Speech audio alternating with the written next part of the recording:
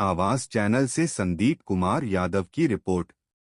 रज्जू Shroff Rafale university RSRU में 27 दिसंबर को प्रथम दीक्षांत समारोह मनाया गया।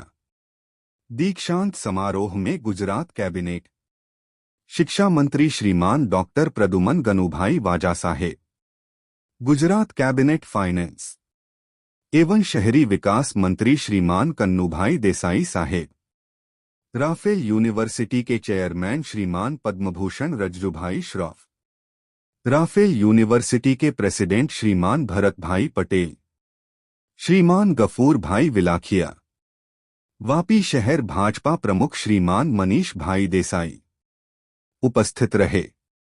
इस कार्यक्रम के दौरान MBA और फार्मेसी के विद्यार्थियों को सम्मानित किया गया। श्रीमान कन्नूभाई देसाई साहब ने बताया कि भारत देश हर क्षेत्र में प्रगति कर रहा है, जिसमें एक बेहतर शिक्षा का बहुत बड़ा योगदान है।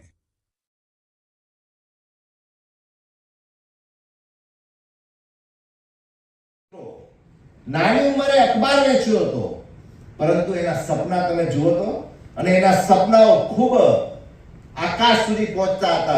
ત્યારે એ બાળક ભારતનો રાષ્ટ્રપતિ થયો। એનું નામ છે ડોક્ટર અબ્દુલ કલામ।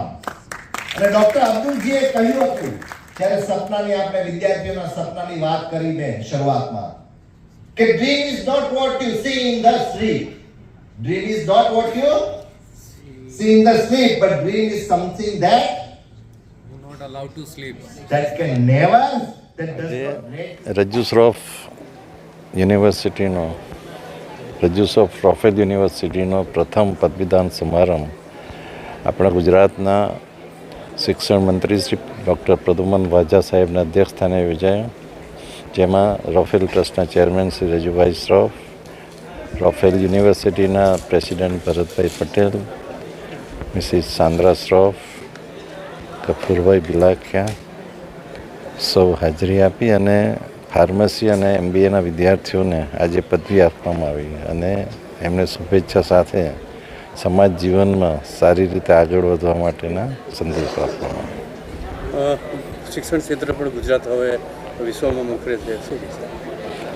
જે રીતે સમગ્ર ભારત દેશ આજે વિશ્વમાં સૌથી વધુ પ્રગતિ કરતો દેશ બન્યો છે, ત્યારે આપણા વિદ્યાર્થીઓ જીવનના જુદા જુદા ક્ષેત્રમાં શિક્ષણ લઈને આગળ વધે એ રીતે આપણી શિક્ષણ પદ્ધતિ, નવી શિક્ષણ પદ્ધતિ બનાવાઈ રહી છે।